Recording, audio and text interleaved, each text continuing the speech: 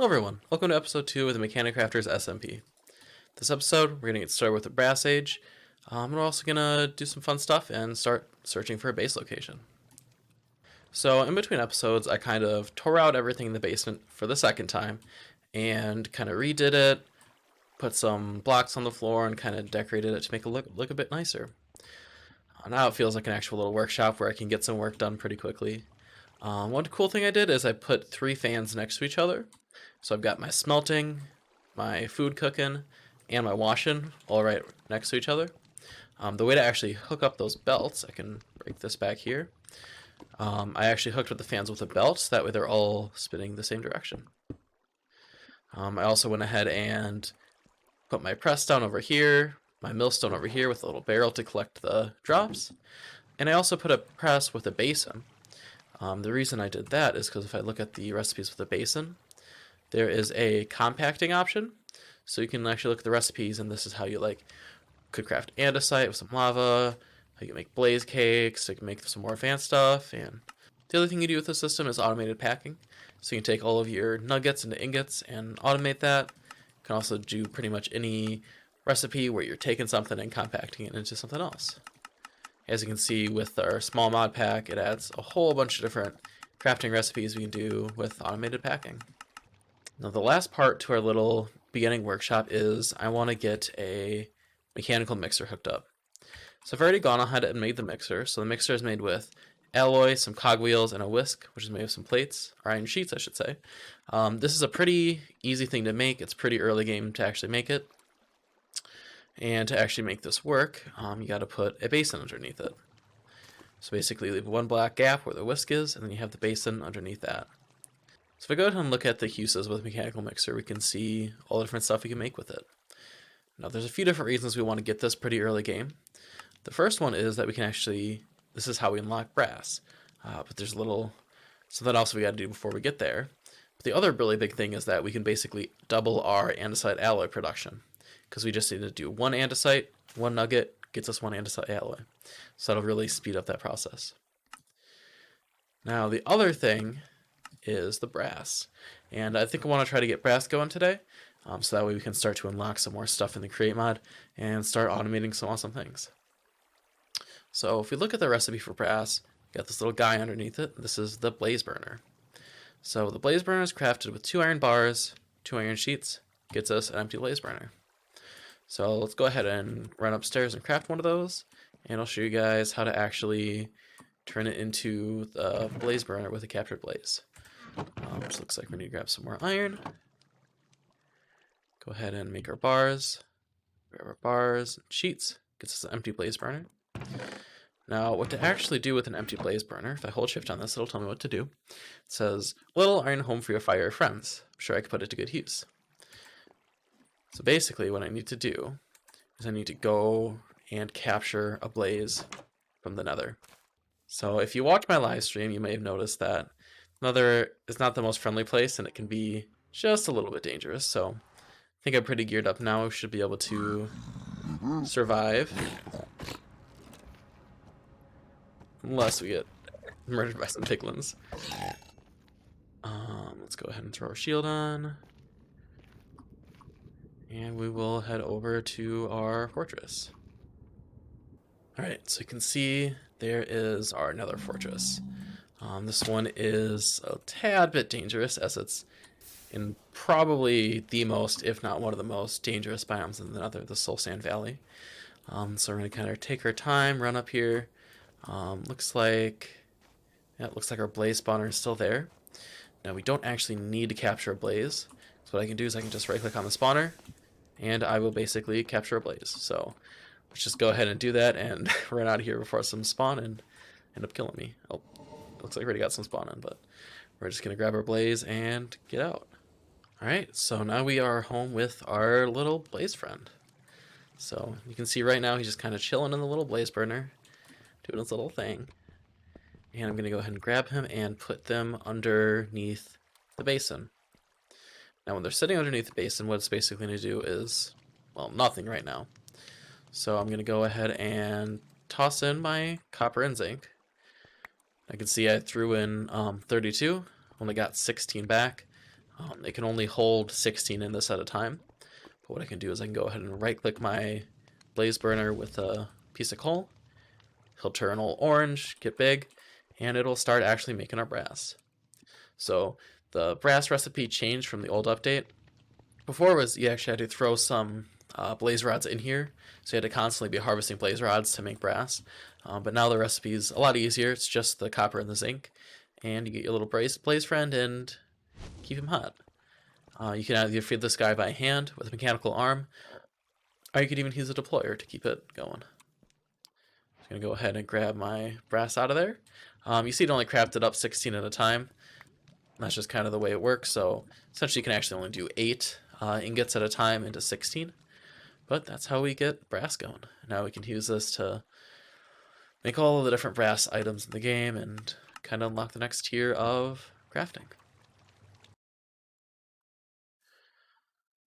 So now that we have brass, what we can do is we can finally upgrade our little starter farm to actually be able to suck items out of this machine and into a storage interface.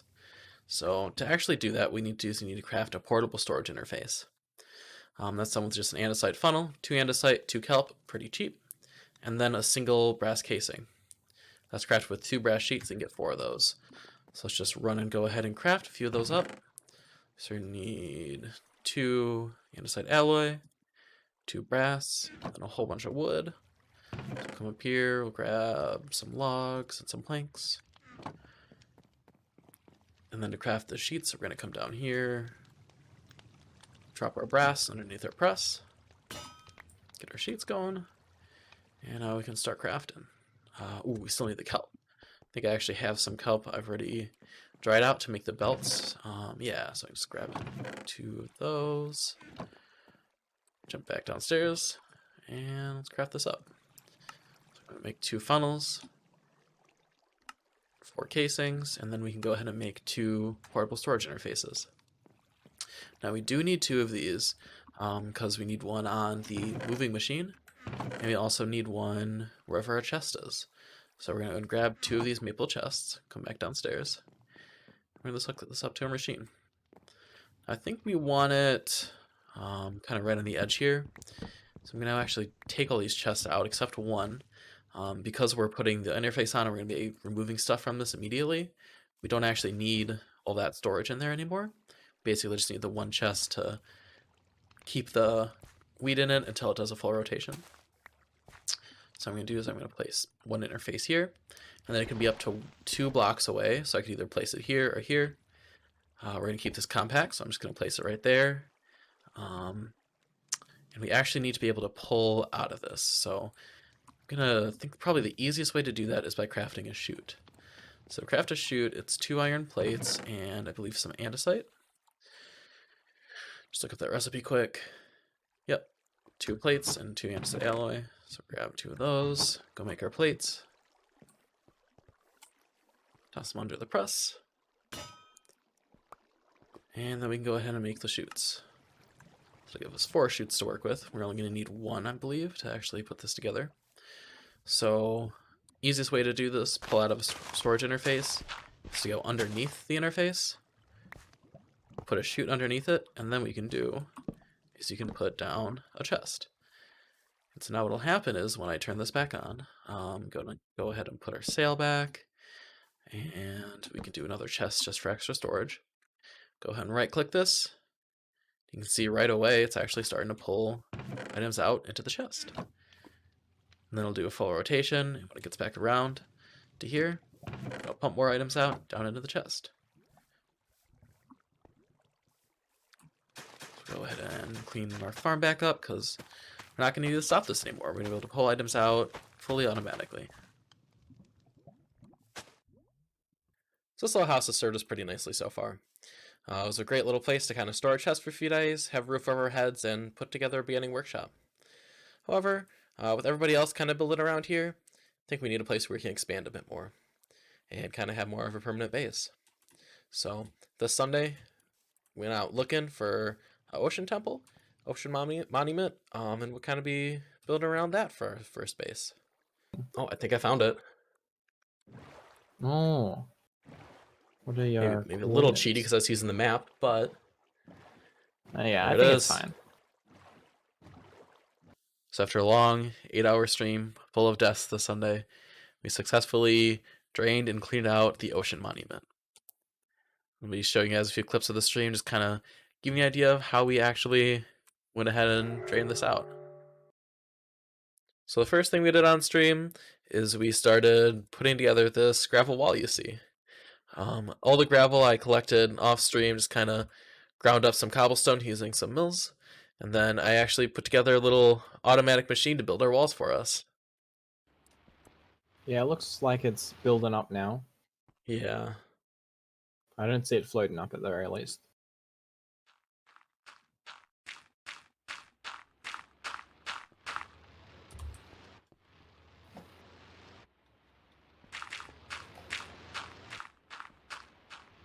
Nice. Oh my god, there's so many whoosh sounds. I know. So the next step after building these walls was actually draining the ocean, or at least most of it. So I did a little testing in creative to figure out a good number of pumps, and I found that 4 was kind of the sweet spot. More than that, it seemed to kind of glitch out and basically would refill in the area as it was pumping. So we set up a little 4-pump system over in that corner where we kind of ended off with the walls. And then after we were done over there, we moved over here to the slow spot to kind of finish out pumping out the pit.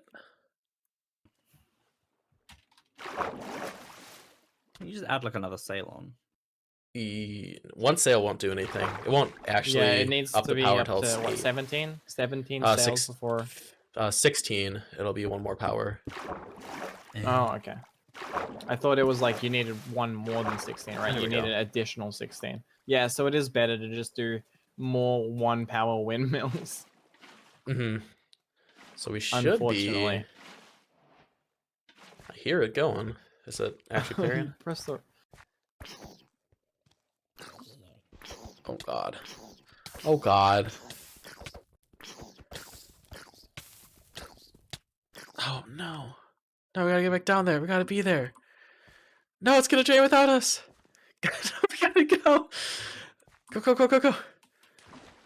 Okay, it's okay. It's okay. I think we made it. We made it. Yes, we made it. Yeah, the Guardian is not gonna be happy once this is done. It's okay. It's okay. We'll just hide over here. Oh man. This is a long, long stream. Probably will not be doing another stream this long for a while. This is it. Guys, this is it. This last little water. This last little water.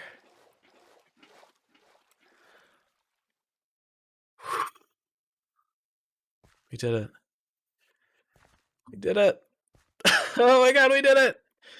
Yes. So now that we have this sea temple all drained and cleared and ready to go, what am I actually going to do with this? Well, you're going to have to wait for next week to actually see any progress get made, because after draining this out, I kind of want to go work on something else for a little bit. But our plan is this is kind of going to be the centerpiece of our base. What we're going to do is we're going to basically clean this all up, build a huge guardian farm. And I have a few different plans of how to do that with Create, so I have to do a little bit more testing before I really release what my plans are, but we're going to build a little base here, and then we're going to kind of build off to the side here to expand our little area on the ocean.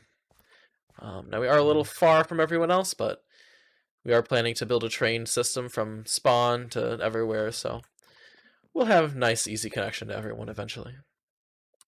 And then for the actual theme of my base, I'm kind of thinking, if anybody's ever played the old game Starbound, there was the race of fish people, like the Hyladdles or something.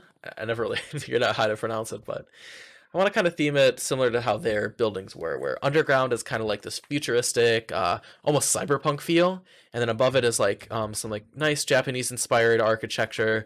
That's like temples and little buildings and stuff, and I think it should end up looking really cool. Be a whole lot of fun.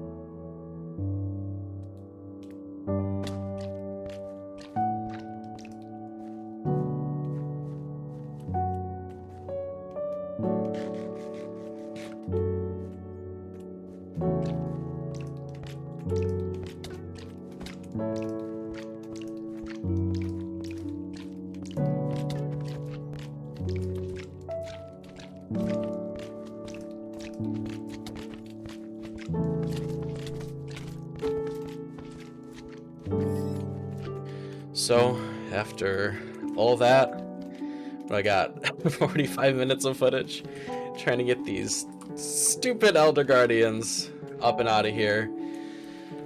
2 of them suffocate, and die to stupid minecart physics. Oh, man. Oh, well, we got one of them, so. Oh, boy.